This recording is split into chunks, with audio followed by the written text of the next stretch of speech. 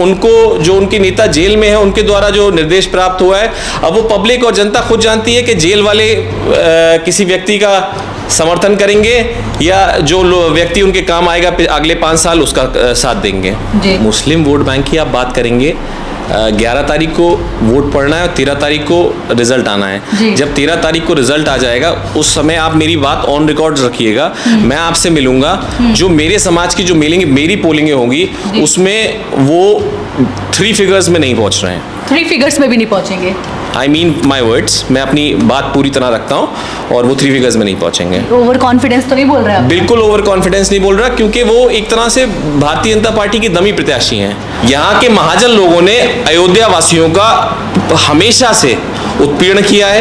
अब जब बैकवर्ड हो सकती है तो उनका अधिकार था अयोध्या वासियों का। अयोध्या वासियों को यहाँ के महाजनों ने कुछ नहीं दिया।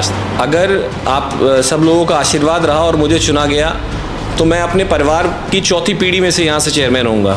इसलिए बताने की आवश्यकता नहीं है कि पब्लिक को क्यों विश्वास नहीं है। जब हम लोग 4थी पीढ़ी में पब्लिक के बीच में है तो कुछ ना कुछ हमारे परिवार ने अच्छा किया होगा, भला किया होगा, किसी के साथ कोई गलत नहीं किया होगा, इसीलिए लोग इतना प्यार और मोहब्बत देते हैं। उनका बहुत बहुत धन्यवाद करना चाहूँगा भारतीय जनता पार्टी के नेताओं का कि उन्होंने वो प्रत्याशी मुझे दे दिया। अगर प्रत्याशी जो 2 और मांग रहे थे, नाम लेना कैमरा में उचित नहीं होगा, तो वो बहुत ही सीनियर लीडर्स थे।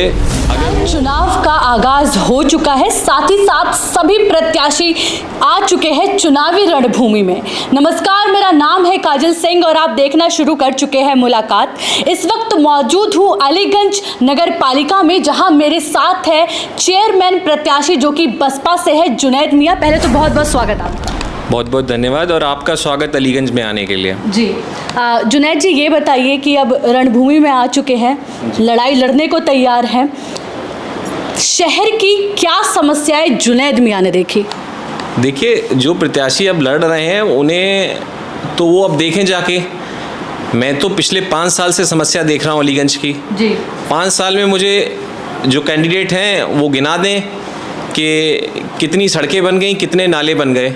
जब तक हम चेयरमैन रहे उतना विकास आप किसी से भी सड़क पे जाके पूछेंगी, कोई भी सड़क पूछेंगी तो आपको पता चलेगा कि ये सड़क किसने बनवाई है, तो नाम या तो मेरा आएगा या मेरी फैमिली मेम्बर्स का किसी का आएगा। उसके अलावा सफाई की व्यवस्था पूरी तरह चौपट है। मोहल्ला लोहारी दरवाजे में अगर आप जाएंगी तो गंदगी की स्थिति आप खुद देखेंगी। वहाँ मैंने अपने निजी व्यय से 7 से 8 सड़कें बनवाई हैं। उससे गवर्नमेंट से कोई लेना देना नहीं है, नगर पालिका फंड से कोई लेना देना नहीं है। सफाई की व्यवस्था पूरी तरह ठप है, कोई काम नहीं हुआ पूरे 5 साल में। लोग सब परेशान हैं। जो प्रधानमंत्री आवास थे, वो प्रधानमंत्री आवास में जो उसका दुरुपयोग किया गया है, जो लाभार्थी थे, किसी भी लाभार्थी को जो जायज़ लाभार्थी था उसको प्रधानमंत्री नहीं मिला है। जो ITR भरते हैं, जो करदाता हैं, जिनके पास ज़मीनें हैं, 4-4 मंजिल इमारतें हैं, उनको प्रधानमंत्री आवास की सहूलतें दी गई है अलीगंज के अंदर। जुनैद मियाँ अगर चुनकर आते हैं, जनता विश्वास दिखाती है, प्यार जताती है, मत देती है, तो जुनैद मियाँ क्या क्या काम करवाएंगे मुख्य रूप से? मुख्य रूप से अलीगंज में जो सड़कों का काम है, सड़कों की स्थिति जब से हम लोगों ने चेयरमैनशिप छोड़ी है तो कोई सड़कें नहीं बनी, ज़्यादा सड़कें टूटी हुई हैं। मुख्य सड़क जब बनवाई थी उसे बनवाए हुए आज 10 साल हो चुके हैं, तो जो उसमें मरम्मत का कार्य है। बाकी जल निकासी अलीगंज में अभी भी बहुत बड़ी समस्या है। पिछले 5 साल से नाले साफ़ नहीं हुए हैं, जिस वजह से बीमारियां गंदगी की वजह से हो रही हैं।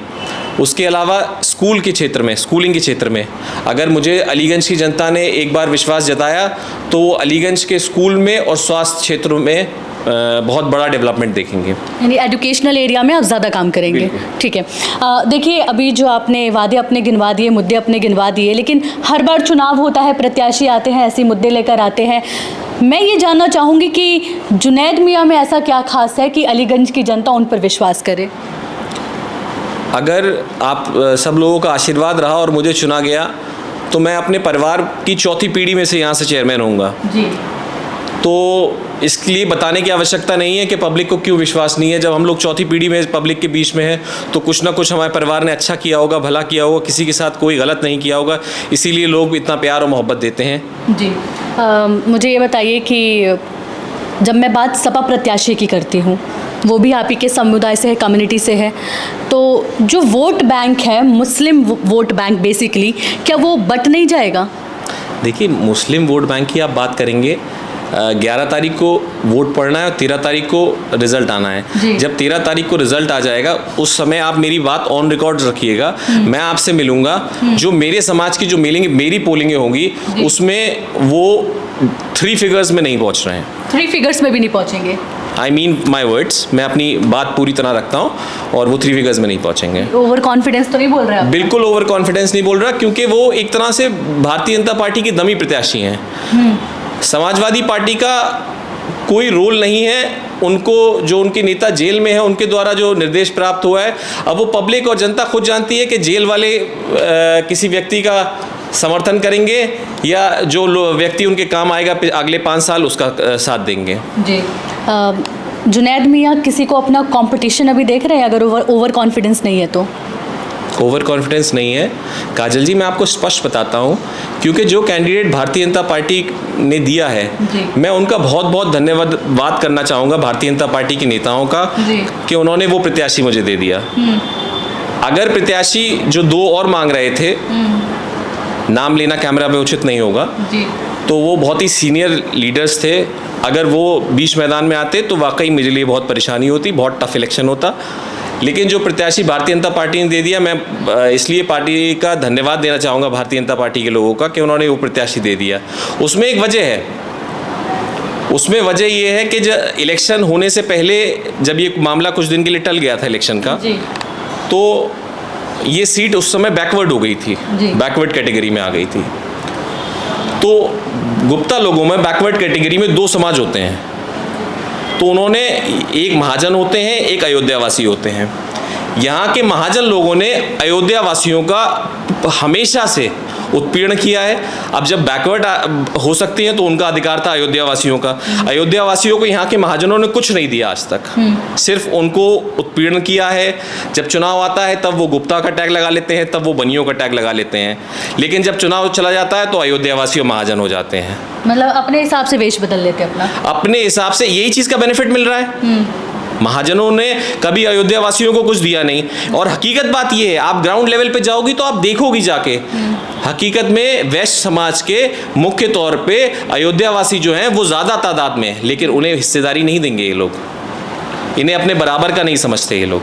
जुनैद मियाँ क्या करेंगे उनके लिए? उनके लिए जो हर संभव मदद हो सकती है वो संभव मदद उनके साथ कंधे से कंधा मिला के खड़े रहेंगे, और अगर मौका दिया कहीं उनको प्रतिनिधित्व देने का तो अयोध्यावासियों को प्रतिनिधित्व भी दिया जाएगा। चलिए, वादे कर रहे हैं, बहुत अच्छी बात है। मुझे ये बताइए कि अलीगंज के सर्व समाज का क्या लग रहा है आपको, साथ मिलने वाला है?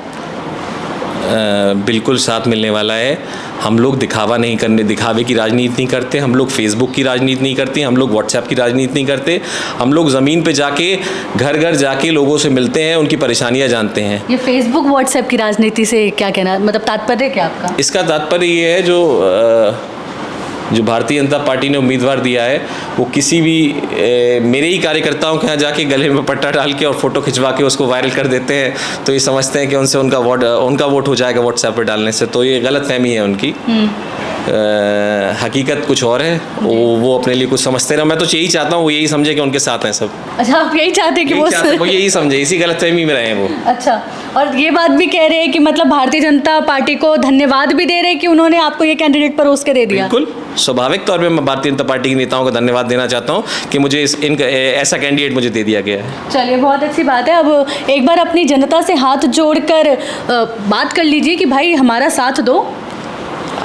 सबके सामने, सबके जो मेरे परिवार ने आज तक आप लोगों के बीच में कहा है, आप लोगों के बीच में रहे हैं, चाहे रात के 12 बजे हो चाहे 1 बजे हो, अगर इस घर के किसी भी व्यक्ति को कोई भी आ गया है यहाँ पे हमारी चौखट पे, उसके साथ चलने का काम हम करते हैं। विकास की बात करें चाहे साथ की बात करें, हम सबको साथ के लेके चलेंगे, सबको साथ लेकर सबका आशीर्वाद मिल रहा है। चलिए, तो देखिए ये हमारे साथ रहे अलीगंज नगर पालिका से बसपा से चेयरमैन पद उम्मीदवार जुनैद मियां। हालांकि इनके वादे बहुत है, लेकिन जनता जनार्दन आपको कितना विश्वास है, नीचे कमेंट करके हमें बता दीजिएगा। हालांकि सब कुछ आपके हाथ में है, दूसरे चरण में चुनाव है, 11 मई को वोट डालने हैं। अब देखना ये होगा कि रिजल्ट क्या होगा, खैर वो तो वक्त ही बताएगा, लेकिन तब तक हम आपके बीच इसी तरीके से आते रहेंगे और आपको खबरें दिखाते रहेंगे। नमस्कार।